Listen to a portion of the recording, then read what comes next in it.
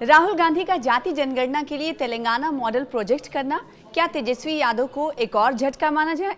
इसी सवाल को समझने की करेंगे कोशिश। नमस्कार, स्वागत है आपका। सोशल मीडिया प्लेटफॉर्म देख रहे हैं आप, मैं हूं आपके साथ सना वारिस। जाति जनगणना कराए जाने की वजह तो बिहार चुनाव ही है, कोई इसमें दो राय नहीं। और केंद्र सरकार का ये फैसला बिहार में कांग्रेस और आरजेडी के बीच टकराव का नया कारण बन रहा है, क्योंकि राहुल गांधी बिहार में हुए कास्ट सेंसस को खारिज कर तेलंगाना मॉडल को आगे बढ़ा रहे हैं। देश में जाति जनगणना कराने के मोदी सरकार के फैसले का राहुल गांधी ने वैसे तो स्वागत किया है, खैर मकदम किया है और सपोर्ट किया है, जैसे पहलगाम हमले के बाद पाकिस्तान के खिलाफ कार्रवाई का किया था। और इसके साथ ही सत्ता पक्ष के साथ साथ विपक्षी दलों के बीच भी कास्ट सेंसस का क्रेडिट लेने की इन दिनों होड़ भी मची हुई है। कांग्रेस ने जाति जनगणना के सरकार के फैसले का समर्थन किया है, हिमायत की है, लेकिन साथ ही सरकार से ये भी सवाल पूछा है कि वो इसकी टाइमलाइन बताएं और ये भी बताएं कि इसे किस तरह लागू किया जाएगा और किया जाएगा। लोकसभा में नेता प्रतिपक्ष राहुल गांधी ने एक प्रेस कॉन्फ्रेंस कर सरकार से पूछा कि संसद में पार्टी ने कहा था कि हम इसे करवाएंगे। ऐसे में काफी देर करने के बाद, यानी अचानक से 11 साल बाद, सरकार ने एकाएक हमारी बात मान ली और इसकी घोषणा कर दी, जिसका हम समर्थन करते हैं, हिमायत करते हैं। राहुल गांधी ने कहा कि ये पहला कदम है और देश को इससे आगे जाकर इसे विकास के एक पैराडाइम की तरह देखने की जरूरत है। ये देखने और समझने की जरूरत है कि दलितों, पिछड़ों और ओबीसी समुदाय की सत्ता में कितनी भागीदारी है। पार्लियामेंट में हमने कहा था कि कास्ट सेंसस को हम करवा के छोड़ेंगे,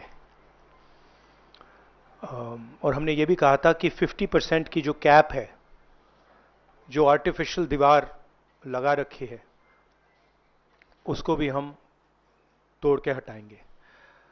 पता नहीं क्या हुआ, सडनली 11 साल बाद नरेंद्र मोदी जी कहते थे कि सिर्फ 4 जाते हैं, सडनली कास्ट सेंसस का अनाउंसमेंट किया। हम इसको सपोर्ट करते हैं, पूरी तरह सपोर्ट करते हैं, मगर हम टाइमलाइन चाहते हैं। हम जानना चाहते हैं ये कब तक होगा, और ये एक पहला कदम है। तेलंगाना एक मॉडल बना है कास्ट सेंसस के लिए और वो ब्लूप्रिंट बन सकती है। 2025 के पहले दौरे में ही राहुल गांधी ने बिहार की जातीय गणना को फर्जी बता डाला था। राहुल गांधी ने असल में ये बात तेजस्वी यादव के दावे को काउंटर करने के लिए कही थी, क्योंकि तेजस्वी यादव डिप्टी सीएम की अपनी पिछली पारी की उपलब्धियों में कास्ट सर्वे को जोरों शोर से प्रोजेक्ट कर रहे थे। और अब राहुल गांधी जातिगत गणना के लिए तेलंगाना मॉडल को आगे बढ़ा रहे हैं। केंद्र सरकार को भी सलाह दे रहे हैं कि वो इसे ब्लूप्रिंट की तरह इस्तेमाल कर सकती है। बिहार के कास्ट सर्वे को फर्जी बताने के बाद सिर्फ तेलंगाना मॉडल को आगे बढ़ाने का मतलब तो यही हुआ कि जातीय राजनीति में तेजस्वी यादव ही राहुल गांधी के निशाने पर हैं। जाहिर है आने वाले दिनों में इसी फॉर्मूले के तहत अखिलेश यादव भी होंगे। और मैं दोहराना चाहता हूं कि कास्ट सेंसस पहला कदम है। हमारा जो विजन है, एक बिल्कुल नया डेवलपमेंट का, विकास का पैराडाइम हम कास्ट सेंसस के माध्यम से लाना चाहते हैं। सिर्फ रिजर्वेशंस नहीं, मगर हम सेंट्रल सवाल पूछ रहे हैं कि चाहे ओबीसीज हों, दलित्स हों, आदिवासी हों, उनकी देश में कितनी भागीदारी है। कास्ट सेंसस से एक प्रकार से पता लगेगा, बट कास्ट सेंसस से आगे जाना है। हमारे इंस्टीट्यूशंस में, संस्थाओं में इनकी कहां कहां पार्टिसिपेशन है, पावर स्ट्रक्चर जो है उधर कितनी पार्टिसिपेशन है, ये नेक्स्ट स्टेप है। तो बिहार में राहुल गांधी का तेलंगाना मॉडल पर जोर है, इसे समझते हैं। कांग्रेस ने इस बार अभी तक तेजस्वी यादव को महागठबंधन के मुख्यमंत्री पद के चेहरे के तौर पर अप्रूव भी नहीं किया है, और अब जातीय जनगणना के जरिए कांग्रेस की तरफ से तेजस्वी यादव के सामने नए सिरे से चुनौती पेश कर दी गई है।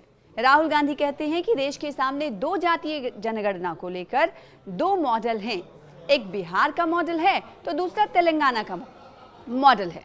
और राहुल गांधी के मुताबिक दोनों मॉडलों में तेलंगाना का मॉडल आदर्श है, यानी बढ़िया है। राहुल गांधी का कहना है कि तेलंगाना में जनगणना की पद्धति नौकरशाहों से नहीं बनाई है, बल्कि पूरी प्रक्रिया, पूरा जो प्रोसेस है वो जनता के बीच जाकर पूरा किया गया है। उनका कहना है कि हम चाहेंगे कि राष्ट्रीय स्तर पर होने वाली जातीय जनगणना में तेलंगाना मॉडल के कुछ तरीकों और प्रक्रिया को अपनाया जाए। अब राहुल गांधी कह रहे हैं कि कांग्रेस की तेलंगाना सरकार राष्ट्रीय स्तर पर मदद के लिए तैयार है और चाहते हैं कि तेलंगाना सरकार के आजमाए तरीकों का राष्ट्रीय स्तर पर जातीय जनगणना कराने में फायदा मिल सके। तो कांग्रेस नेता के तेवर से तो यही इशारा मिल रहा है कि तेजस्वी यादव और लालू यादव को कांग्रेस का स्टैंड बिल्कुल भी मंजूर नहीं होने वाला, और अगर ऐसा हुआ तो निश्चित तौर पर टकराव बढ़ेगा और इसका नतीजा भी नुकसानदेह साबित होगा। तो क्या कांग्रेस और आरजेडी में टकराव का नया मुद्दा जातीय जनगणना बन जाएगा? इसे भी समझने की जरूरत है। बिहार के कास्ट सर्वे का क्रेडिट लेने वाले तेजस्वी यादव ने केंद्र की बीजेपी सरकार के फैसले को अपनी जीत करार दिया है। कहते हैं कि ये हमारी 30 साल पुरानी मांग थी, ये हमारी समाजवादियों और लालू यादव की जीत है। पहले बिहार के सभी दलों ने प्रधानमंत्री नरेंद्र मोदी से, आपको याद होगा, कि मुलाकात की थी, लेकिन हमारी मांग को अस्वीकार उस वक्त कर दिया गया था। ये कह रहे हैं तेजस्वी यादव, और उन्होंने कहा कि ये हमारी ताकत है, उन्हें अब हमारे एजेंडे पर काम करना है। तेजस्वी यादव ने लालू यादव को जातीय जनगणना का श्रेय यानी क्रेडिट सिर्फ अपने पिता और आरजेडी नेता होने के कारण ही नहीं दिया है, ये लालू यादव ही हैं, उन्होंने कहा, जिन्होंने डंके की चोट पर कहा था कि अगर जातीय जनगणना नहीं कराई गई तो पिछड़े वर्ग के लोग राष्ट्रीय जनगणना का बहिष्कार करेंगे। सुनिए तेजस्वी यादव ने क्या कहा। 30 वर्ष पुरानी मांग रही है और ये हमारे पुरखों की जीत है, समाजवादियों की जीत है, लालू जी की जीत है।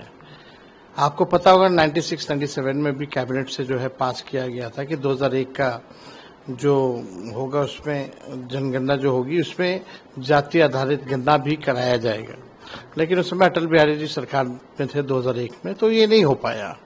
लेकिन आज हम लोगों की ताकत देखिए, समाजवादियों की ताकत देखिए कि इनको हमारे ही एजेंडे पर जो है काम करना पड़ रहा है।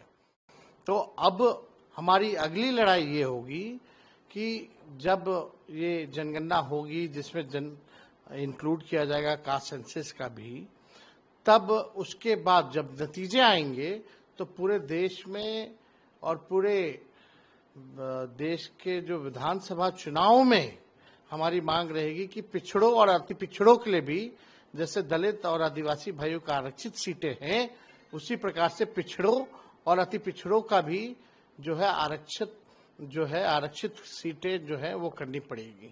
ये लड़ाई हम लोग जो है लेकर के चलेंगे, क्योंकि जो फाइंडिंग्स होंगे, हम लोगों की जितनी आबादी है उस हिसाब से हम लोगों की भी भागीदारी होनी चाहिए।